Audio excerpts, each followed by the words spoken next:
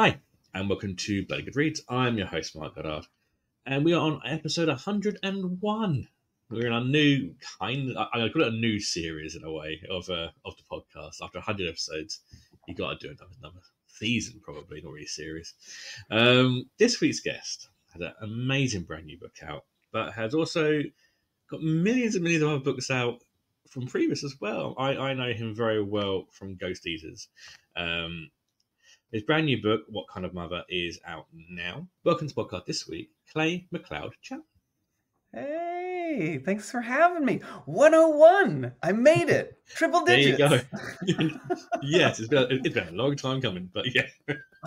I should totally know this. Who was 100? Who broke the seal, the barrier? That was Marcus Hawk.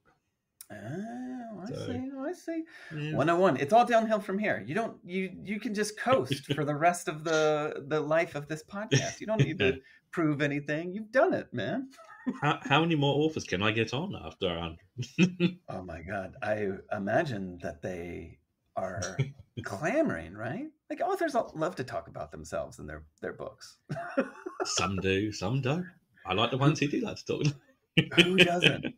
Let's gab. Like who doesn't like so it? many. So many.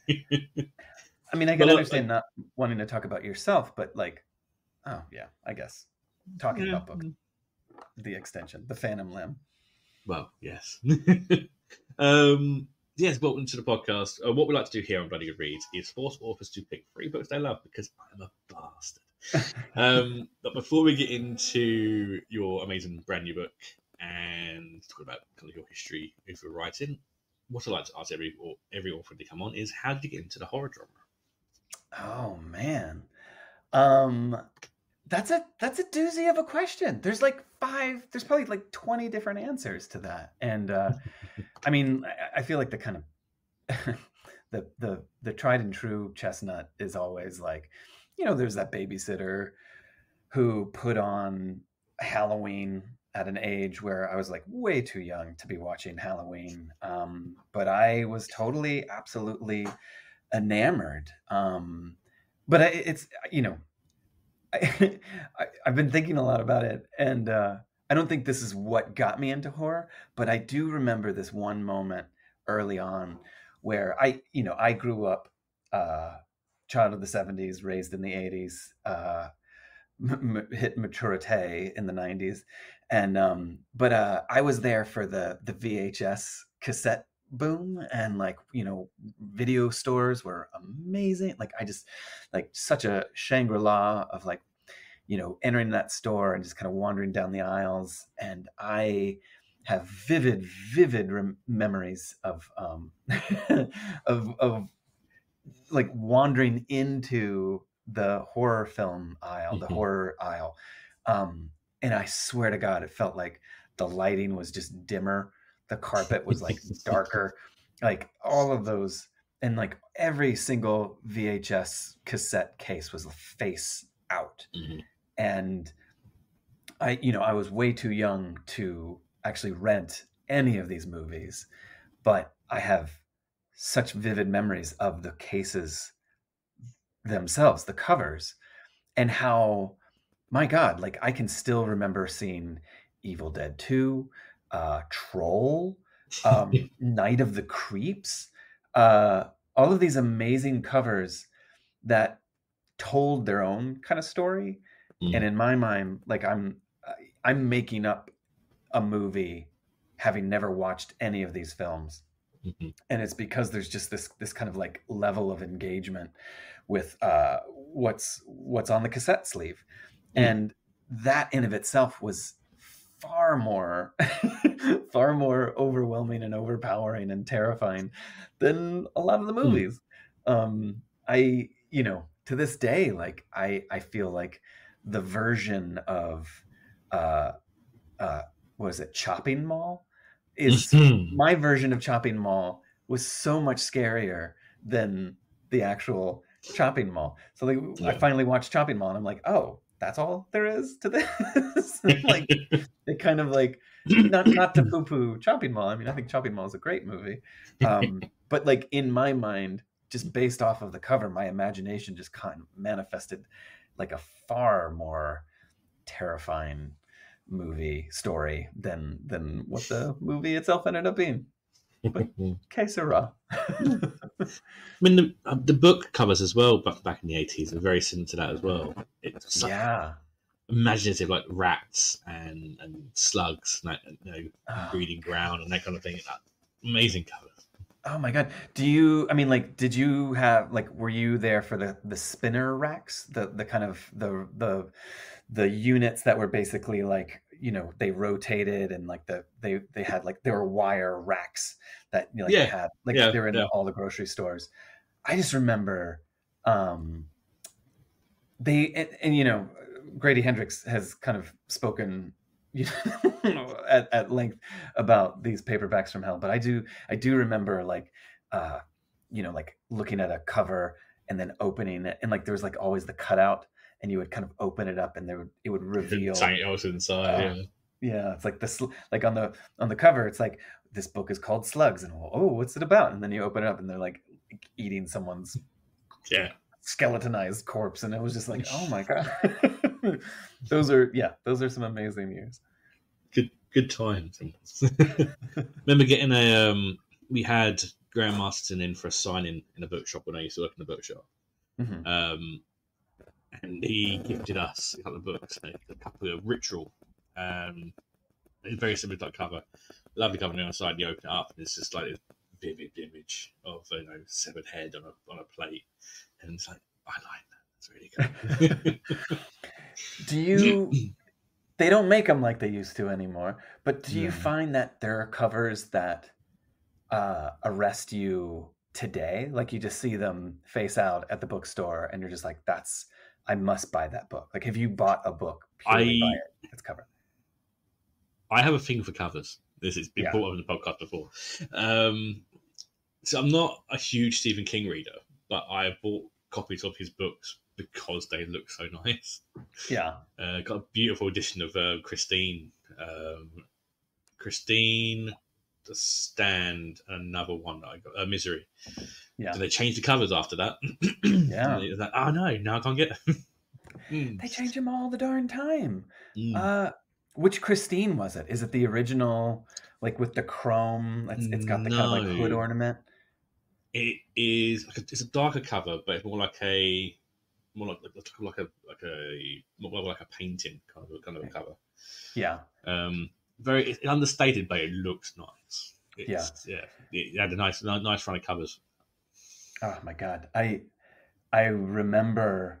I mean, King was the forbidden fruit growing up, and just like seeing all of those. I mean, like, I just vividly remember so many of those covers. Pet Sematary with the cat. The Shining. I feel like, I'm thinking of the original kind of. I don't know if it's the original, if it was the first, but like the kind of like painting with all of the family kind of like looking. It looked almost quite like vaguely soap opera-ish.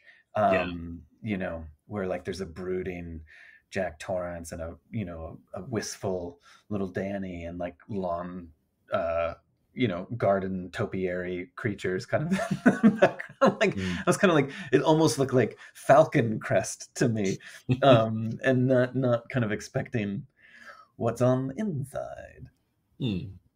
Oh my God, the original It with the it's just the storm drain, and you see this like reptilian claw. Oh God, that I remember. The It that I had originally, which I got from a car boot sale in the UK, a yard sale, just does him, the eyes in the storm drain with a balloon. Really, it's a beautiful cover. Love that cover. Man, I can talk about covers all day. This is episode 105. Is just going to be the cover podcast. That's the cover episode. I'm going to do some Patreon. Done. Origins of covers. Cool. So when did you start writing yourself? When did the love of writing start? Is it more kind of younger age, or is it going into older age? Everybody's a bit different. I mean, I started early. I I was an awful student. Like I was not a great, I just had a wandering mind, and it was really hard to engage in school in the classroom setting, and my grades just kind of completely showed it. I don't know. But I had a sixth grade English teacher who kind of scared me straight by, in essence, just kind of like saying like, you're going to fail my class and you're going to repeat the sixth grade if you don't do something.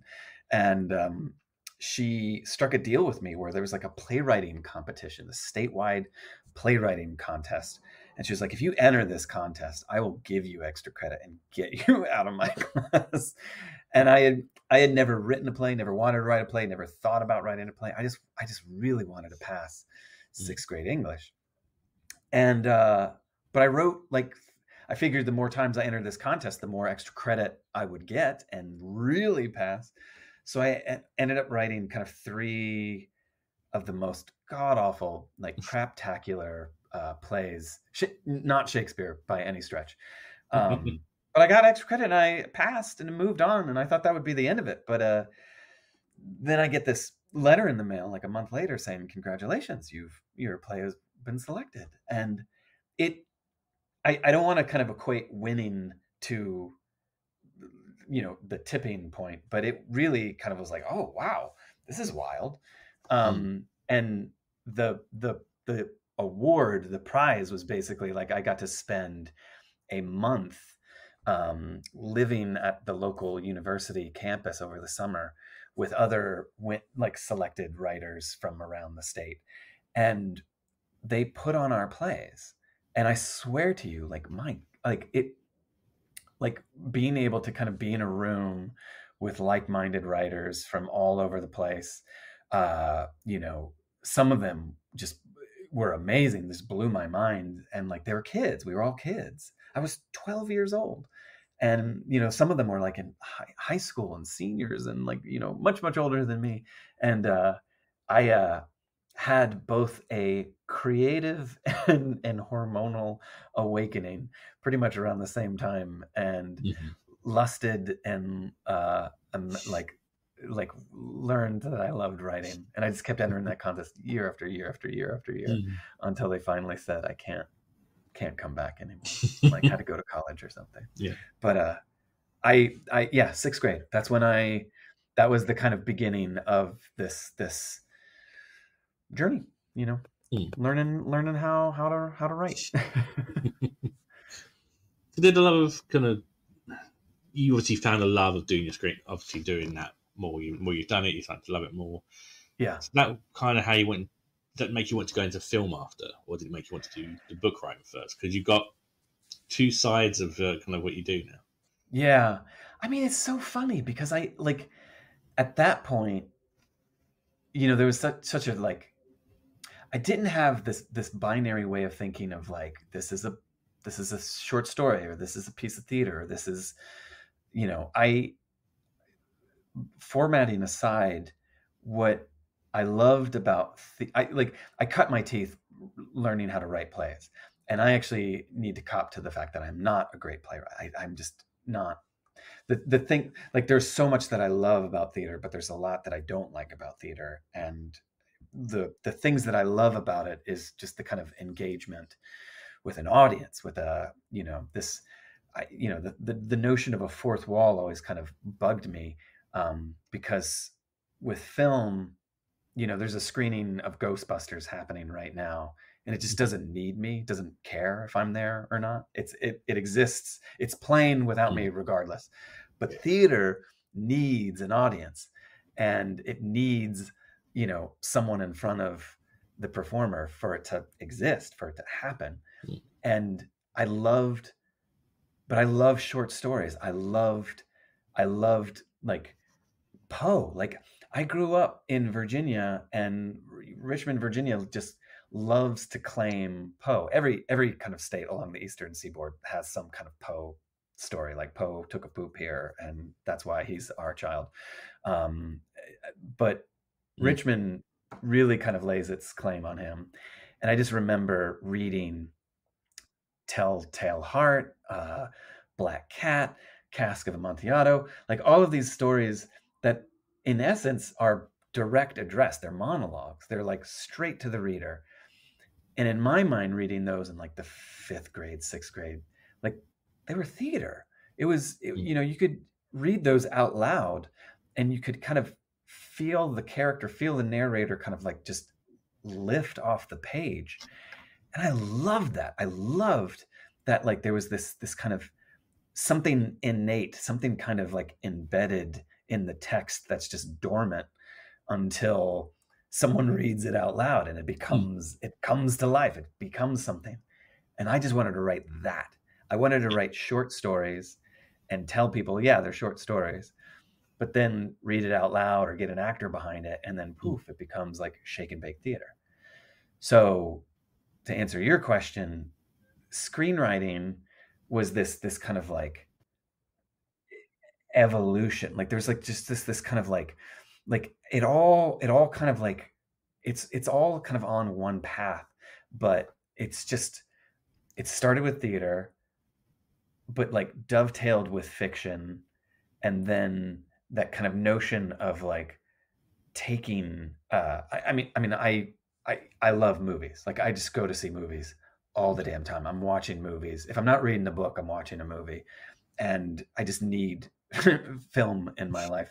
And, nothing brings me greater joy than to have had certain kind of projects kind of make their way to the big screen, like seeing, like, like when the credits roll, like that was a miraculous, like joyous, euphoric experience for me. And I having this love of film and wanting to participate in film or partake in film, and it was just this kind of organic kind of offshoot of the playwriting, and it just took finding a director, finding a filmmaker who wanted to work with me, because I know for a fact that I am not a director and I'll probably never be a director, and it's a filmmaker's medium. And, you need to adhere yourself to those who do have the vision and the kind of determination and dogged, perseverance to make something. Because I sure as heck don't. I want to go to bed. I want to I can't do being on set. It's intense. It's insane. And you get to write. You get to sit in your own home with a cup of tea or coffee. Yeah, right. This is. I mean, like that. I mean, what I do love about film, working in film, is that they're like that like. It's never just one person's, like, even in the auteur, like it's all collaboration, and you're working with like a team of people, and sometimes that team is fostering the vision or story of an individual. But at the end of the day, like there's so many people who are working in film on any given film. And to me, beyond seeing the credits, your name on the screen, like the ability to kind of like look within the kind of genetic, the kind of DNA of a film, and seeing and kind of catching the kind of like the genetic strands of your ideas in your story. Because like, I don't know if this is so silly, but like, films are like, you write a script, you make a movie, and then you edit a movie. And like every one of those steps is just kind of dismantles the story or kind of turns the story into something else, so that by the time it makes its way to whatever screen it's on, like it's a completely different beast than what you started with. So when you're one of the writers, who is there kind of at the genesis of this story, it never is the thing how you left it. So I mean, but it's like it transcends that thing. It becomes something wholly on its own, and that's a beautiful thing. I suppose kind of with writing, it's the opposite in a way, because you're starting with kind of your base and you're improving it. You're making it, you're adding, and you're improving. You're adding bits, and So yeah, weird. It's a weird Totally. two different paths. Yeah, I mean, and I mean, like I would argue, if I ever feel any sense of propriety or ownership, publishing and writing is where fiction seems to be the place where like in that in of itself is a collaboration as well. Mm. But there is a certain kind of not autonomy, not individual. Like there's a sense of like singularity to it, where your editor, the people, the beta readers, everyone is there to kind of support you and your story, and it feels a little bit more like an Occam's razor of like idea to bookshelf, where film is like nothing but pratfalls and pitfalls and traps and bonfires and landmines, and like it's almost like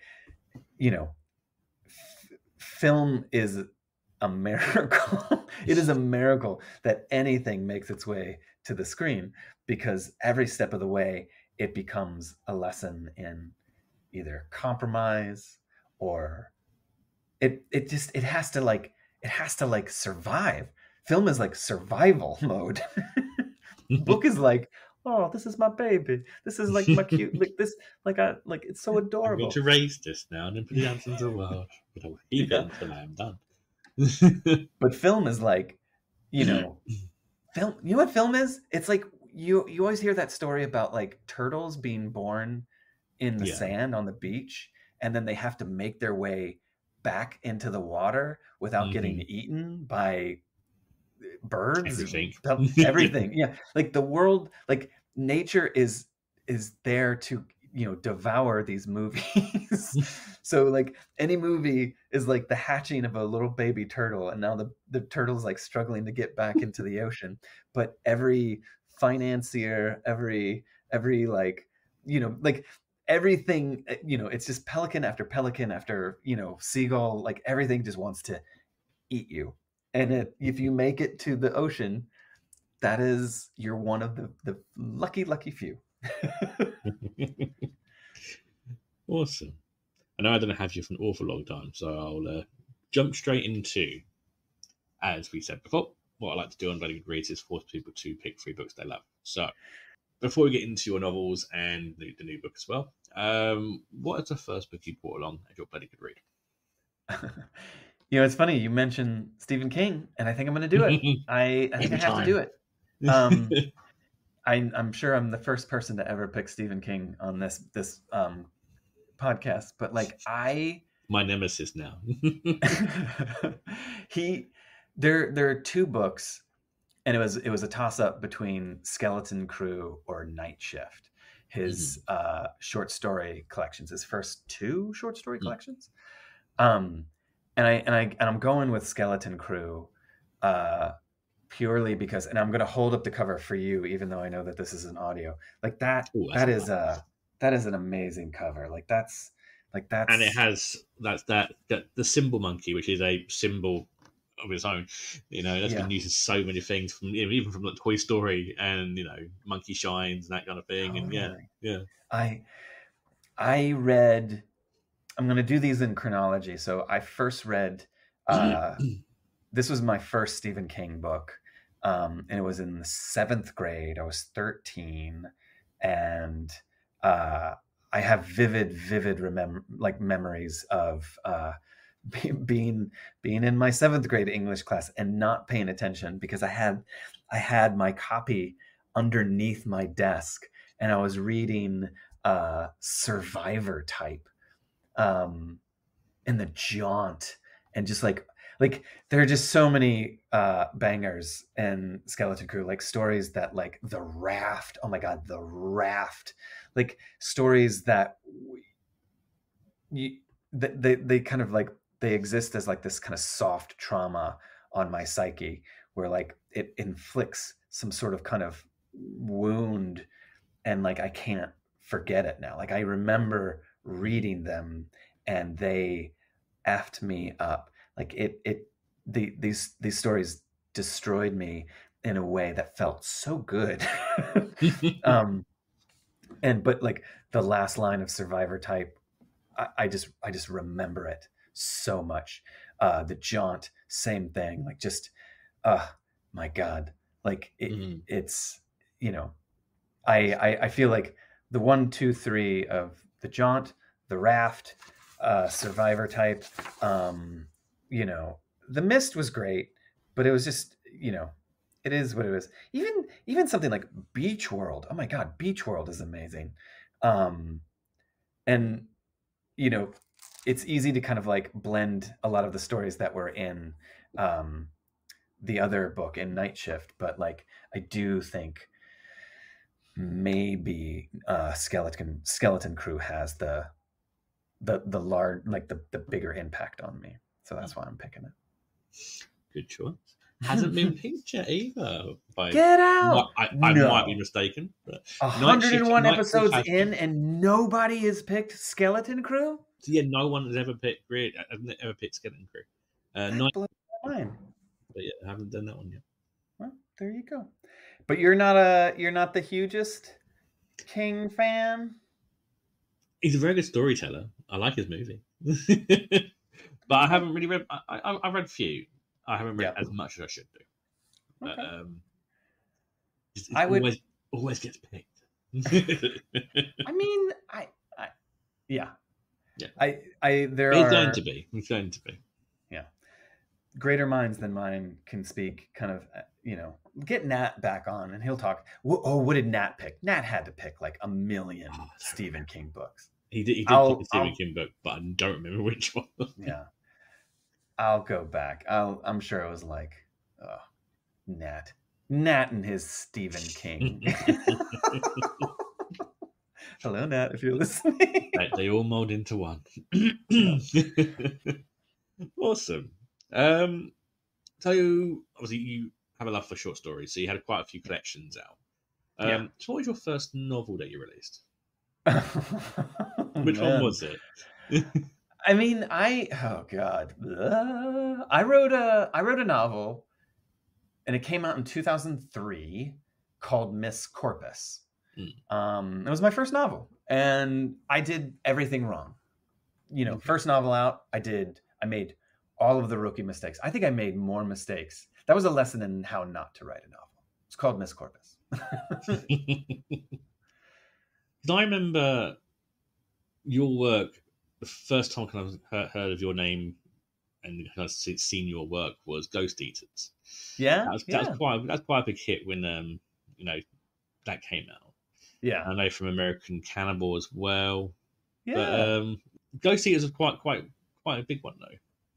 I mean, yeah. I mean, Jesus, I need someone. I need my publisher to tell me if they're happy. I mean, it's so funny, and I'm not going to quantify it. Forgive me. I don't want to take your compliment and try to dismantle it. But it's so funny because it's like, you know, it wasn't like a bestseller. It was but it was definitely the biggest book for me. And you know, I think I'm just trying to survive and trying to like keep writing and doing this and stay on the kind of Ferris wheel. But Ghost Eaters definitely hit a mark with more folks than anything I've ever done. And, you know, it's wild to, you know, I think you're just looking for the thing that kind of lasts, like whatever has kind of resonance, you know, beyond the kind of first 6 months that it comes out. And that definitely seems to be the one so far. So fingers crossed. Hopefully we keep on going. Well, I'm hoping that we get this with a brand new book. So your latest novel, What Kind of Mother, coming out in the UK under Titan Books. I think is it Tor? Yeah, it's Titan and Quirk in America, Titan in the UK. Yeah, and Titan is it's one of the biggest ones now for kind of horror now. They've got quite a bit. Seems to be the main leader in horror. They have so many. When Titan said, "Hey, you wanna come over here?" I was like, "Yeah." I was giddy about it. I was like just really excited. I felt very, very, very lucky to be with Titan. I am over the moon. They have the coolest covers. You know, like yes, you know, they have the best covers. I love the covers. Yeah, we're talking about covers here. Like, you know, again, I was a little. I'm gonna be candid and admit that, like, I was like just the slightest bit bummed that they loved the original cover for What Kind of Mother, because like when you come to Titan, you want the Titan cover, and they're like, oh, we love the American cover so much, and I was like, oh, I want a Titan cover. But these are great problems to have. I mean, the fact is the American cover is great, so I get it. Like, I understand. But there's that like part of me that's like, oh, but everybody else gets another cover. One day I'll have a new Titan cover. The nicest ones I've seen them do, it's the Eric LaRocca books, and they are beautiful. You know, he's amazing. I mean, like, here's the thing. You want to talk about, like, the titles, the covers, the books themselves, like the writing, like, you know, when you're holding an Eric LaRocca cover, and I just love that. Like, I mean, like, there's something kind of enviable about, like, I want to use a better word than brand, because brand makes it sound so crass, but like the identity. Yeah. You look at the cover and you go, that is his work. That's Eric. Yeah. You just know, you feel it. It's in everything. It's just so beautiful. We're not talking about his work, we're talking about your book. So, tell us a little bit about the brand new book and where the idea came from, and whatever you can tell about ruining it. What Kind of Mother? I mean, What Kind of Mother was like, I mean, like, I had this,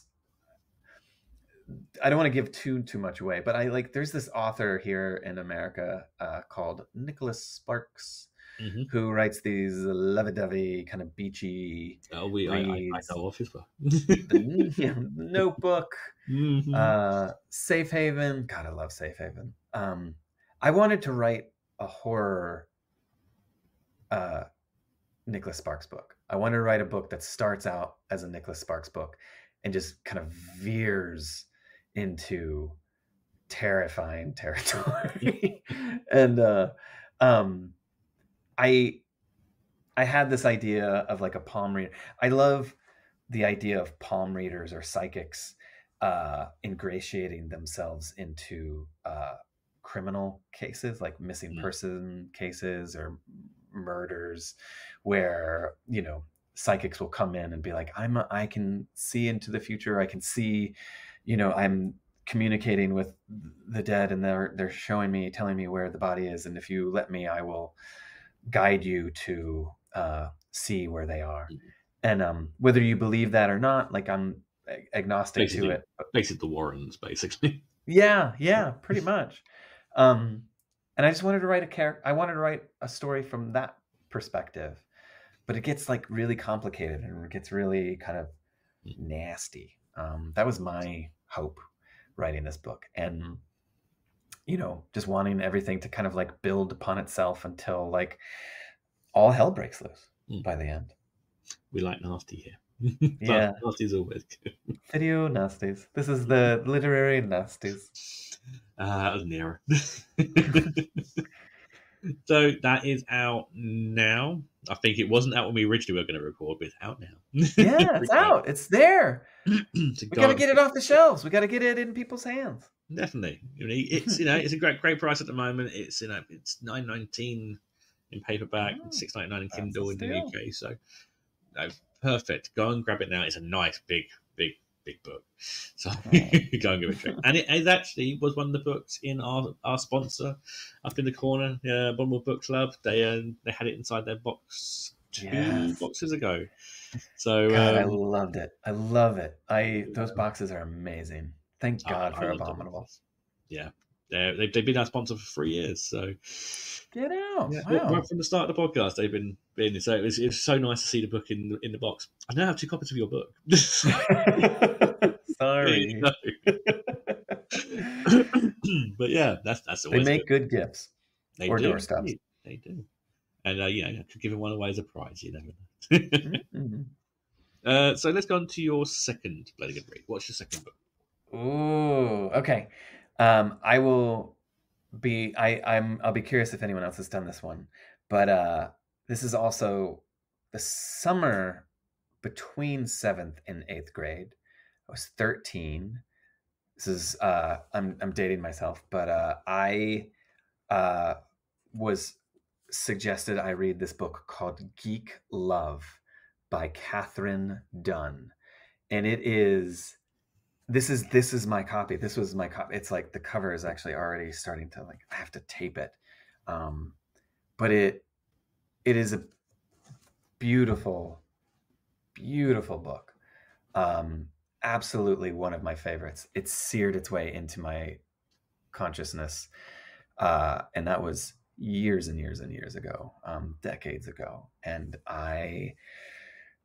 Geek Love, Catherine Dunn. What if a family of circus performers, a family of freaks, who they've committed themselves to their act so much that mom, the matriarch, actually ingests a steady diet of narcotics, cleaning detergents, poisons, basically anything and everything that she can do to, while pregnant, in essence, kind of create distorted, malformed children, but out of love. And, she's giving birth to freaks for their circus. And it's told from the perspective of one of their daughters. And it is such a dark, kind of turgid family drama, kind of writ large, with tragedy. And it's just so, I don't know, it's just stunning and like heartbreaking, and there's like an ache to it. And when you read it in 13, it changed my life. And I've been holding on to it ever since. Good price at the moment as well. It's only $2.99 on Kindle. So really, definitely go and check it out. You can't go wrong with $2.99 on Kindle, really, can you? Yeah, it's worth it. I'd say it's worth more than that, but that's a deal. And it's like her. Paperback is £9.18. There you go. It's not her first novel, and it's not her only novel, but it gets credited as being her only novel and her first novel. She had written 2 others that she couldn't get published. But this one, it just like, it won the National Book Award in 91, 92.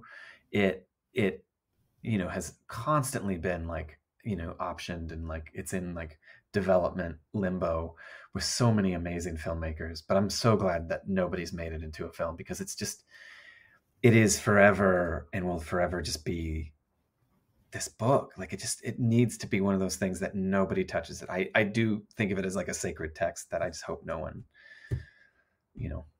dismantles it. That's ruin it. Like they did with I Am Legend. I mean, no one can make it. What's that? Like I Am Legend. No one's made a good I Am Legend. Yeah.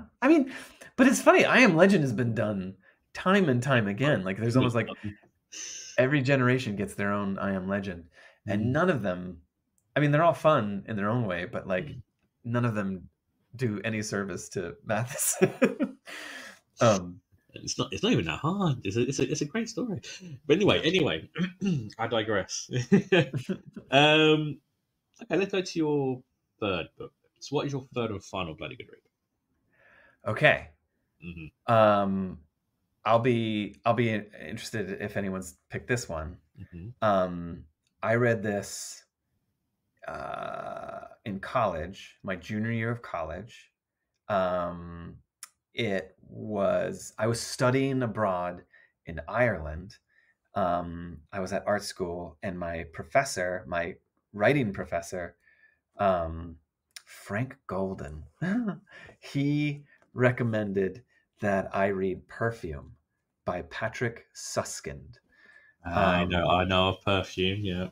Oh my God. You were the second person to pick it. Really? Yeah. Okay. Yeah. Okay. Yeah. Do you remember who the first one was? It was a British author. Yeah. I mean, that makes sense. I feel like Perfume. I mean, Perfume is. I remember reading it, and I understand why my teacher. I mean, I wanted to write like Perfume. I wanted to write books like Perfume, and just can't. Um, and I remember my teacher recommending it to me, and he recommended so many amazing novels that I had never read, like The Wasp Factory by Ian I love Banks. Wasp Factory. He got me onto the New York trilogy by Paul Auster. So many amazing books that have like become kind of fundamental texts. But like reading Perfume, and I think it was originally written in German and then translated. And I remember reading it and being kind of like, okay, this is fine. It's okay. It was like a good book. It was like I was with it. But then you get to the end, and it elevates itself to something so transcendently bonkers that I remember gasping and being like, oh my God, this book is amazing. like I was with it, I was enjoying it, I was appreciating it, but I wasn't loving it until the finale. Yeah. And just being like, this book is like, it is manna from heaven. Like I loved it, and I ate it up, and it became a favorite.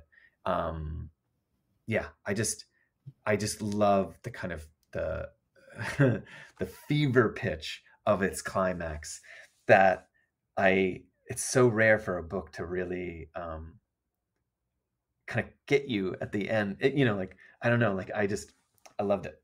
Loved it. It's rare to get one that gets you. Wasp Factory was that one for me. I loved it. Yeah. Yeah. Wasp Factory is amazing. Like even like, it's so funny because I read kind of within quick succession of one another, The Butcher Boy by, was that Patrick McCabe, I think? Wasp Factory and Perfume. And they're all kind of, there's a certain kinship between all of those books. But Perfume was the one for me of the three that like, but yeah, I mean, Wasp Factory is amazing. Wasp Factory, it's in my top 5 books of all time. Really? Wow. Can you bang out your top 5? I'm curious. So my 3 bloody good friends. Yeah. It changes because at the moment my 3 is The Girl Next Door by Jack Ketchum. Ooh. Which is a hard read. That's a brilliant book. Brilliant book. Man. You'll read it again, but it's a brilliant book. Dweller by Jeff Strand. Okay. We Meet Monster. It's such a beautiful book, but also very, very brutal book. Nettie by Matt. I know ruin his last name. Always do. Matt Weberlowski. Gosh, I never read it. It's the 6 Stories series, which is amazing. It's like it's a podcast. So it's each set of chapters are a new guest.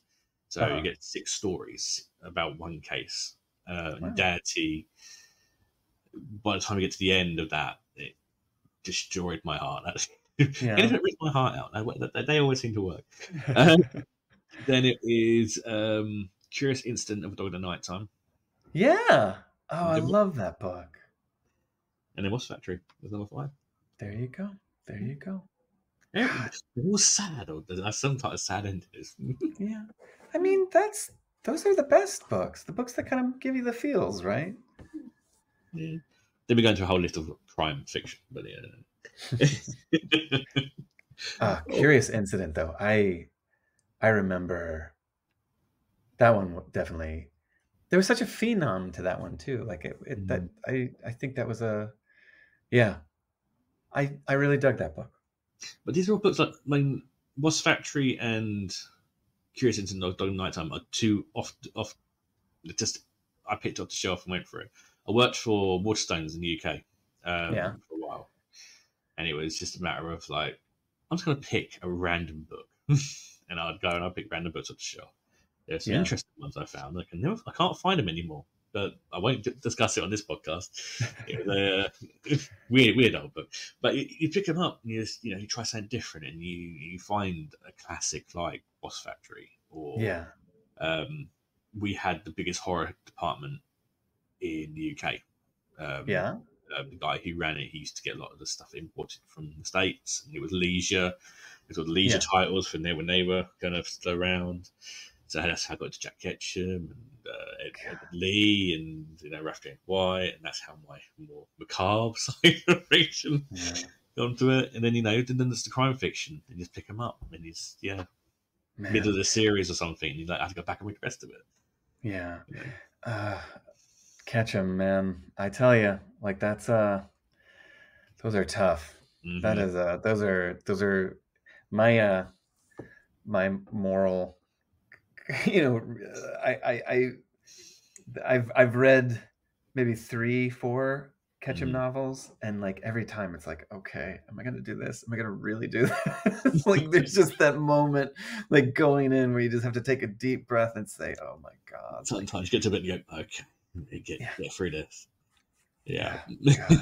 He's most of his books. Cool. Awesome. So are you working on anything new at the moment, or what have you got in the pipeline that you can talk about? I have this is a good moment, and I feel like, oh God, I really hope it's a calm before the storm. There are a few things kind of on the horizon that I really hope I can talk about at some point soon. But the most immediate stuff that I'm really excited about, there's 3 things coming out this year that I'm really giddy about. And the first is this novelette. It's like a little teeny tiny novelette called Stay on the Line. And that's with Shortwave Books. And it has these beautiful illustrations by Trevor Henderson, who created Siren Head, Cartoon Cat, like amazing artist. That comes out in July. I have a comic series, a limited miniseries coming out on Dark Horse Comics, which I'm really excited about. It's a creator-owned. It's been so long since I kind of made up my own story in comics. And it's called Seance in the Asylum. Okay. And that comes out in July as well, issue 1. It's only going to be 4 issues. And it's just like gothic, spooky possession stuff. And it's fun. It'll be fun. And the art is by Andrea Muti. I hope I'm saying his name right. It'll be, his stuff is beautiful. I need to bang the doors and get people reading that one because I'm really excited about it. And then last in September, I have a novella. I'm doing all these little nitpicky things. This novella called "Kill Your Darling," and it's kind of true crimey, almost supernaturally. Like, it's basically kind of like just a bleak kind of griefy horror story about a man who lost his son and 40 years ago, and like police are not even close to like figuring out who did what and why. And so this old man, this dad who's kind of much older now, gets signed up to do a creative writing workshop. And when life doesn't give him the closure that he needs, he ends up writing about it, and his story kind of takes on a life of its own and ruffles some feathers in his kind of small town community. So things get dark. Brilliant. Cool. So that is 3 brand new books to look forward to this year. That's 4 this year in a way, because you had obviously this one came out in January. So it's a doozy. It's I don't know how people stay alive in this business, and you just have to keep writing, keep telling stories. Awesome. Thank you, Clay, for coming on the podcast this week. Where can people find you if you'd like to be found? I'm out there. I'm on all the socials. It's usually Clay Mcleod, but I'm very Googleable. But I'm on Twitter and Instagram and Facebook and God, even like Threads. I'm trying to figure out Threads and Blue Sky. I forget it's Not there doing. sometimes. God, I'm doing a terrible job at it, but I'm there. I'm even like trying TikTok. Like I'm just trying. Like, everything is so kind of dismantled and disseminated that like I just don't know where to be. So I'm just kind of pecking and popping my head in and like, hey, like here, does this work? So we'll see. Who knows? Awesome. Brilliant. So that is a brand new book, What Kind of Mother, is out now. Go and pick it up today. Go and read it. It's very good. I've got a few chapters in, as you know, on this podcast. I have no time to read much. Too many guests, too little time. So go and grab that now. And again, go and follow Clay on all the social medias as well. As always, a huge shout out to our sponsor, Bondable Book Club, which we mentioned earlier, has had a copy of this book in it before as well. I don't know where my pile of books are gone. We did it on the film podcast. Check the film podcast. You just find out which one we had this month. But we had some amazing titles. All the Air the Rocket books are always in there. Yeah. I'm looking forward to the new one. I'm not picking it up because I think it's going to be in the. It's dark. I've read it. It's a doozy. Ooh, I'm looking forward to it. I like his short stories. His short stories are amazing. Yeah. The last where I bled with the trees grew where I bled. Yep. Yeah. Loved that collection. Absolutely loved it. One of my favorites from last year. But yeah, so we have books of a lot of the guests who've been on this podcast before. Hayley Piper as well. Her brand new book was, I think it's in the last book. Yeah. Books we had. Rachel Harrison's new book, Black Sheep, was in the most recent books. Bondable's got it going on there. They get some great titles, mostly from Titan. So yes, you got two boxes. You got the Bare Bones box, which is just the books, which is awesome. But if you want all of the trimmings as well, you have a brand new book, a second-hand book, and another indie title inside the Full Guts box, which you also get. You get badges, bookmarks. I have some canvas bags, which I absolutely love. Always bang on about the canvas bags, but I take them everywhere. You also get UK snacks, UK drinks. Had a very nice white chocolate with blueberry swirl a couple of boxes back. Very nice. A nice flapjack this time. Very nice. Not terrible flapjack. But if you go over to Abominable Book Club at creator.com and use the code BloodyGoodReads at checkout, get 10% off your next box as well. Go and check them out. They've been supporting us for about 3 or 4 years between us and Snakebite Horrorcast and Bloody Good Screen. So go check them out. They are amazing. You will not be disappointed. And yeah, so you can catch me over on Twitter at Bloody Good Reads, over on Instagram at Bloody Good Reads, over on Threads at Bloody Good Reads. I'm everywhere on them one to know. And also go and check out our monthly podcast, Bloody Good Screen Movie Club, which is myself, Niall, Taz, Marcus, and now for some reason Hunter Shea is part of the team. I never saw that one coming, but we're all be reviewing new and old films from horror and other genres. I think our next one out after this is our episode on, I'm trying to remember back now, it's Dr. Jekyll. And I forgot what your film is now. It's definitely Dr. Jekyll was in there, which I know because we very much like that one. So go and check that out. It is over on YouTube and it is on our audio feed as well. So yeah, I have been your host, Mike Goddard. Thank you for listening as always, and I will see you next time. I've got a little task for you. Oh, for fuck's sake! What have I done? I can sweat myself into the kettle. Thinks cheese is spicy. I have printed out some pamphlets. Joy to the world. Please stop trying to kill Mother. It's my wedding day. Well, let me tell you something, Mother. What is that? What the fuck is that? The chances of making it to 0 to none when you're dealing with budgeons and dragons. My name is Hamburger. I have a gun.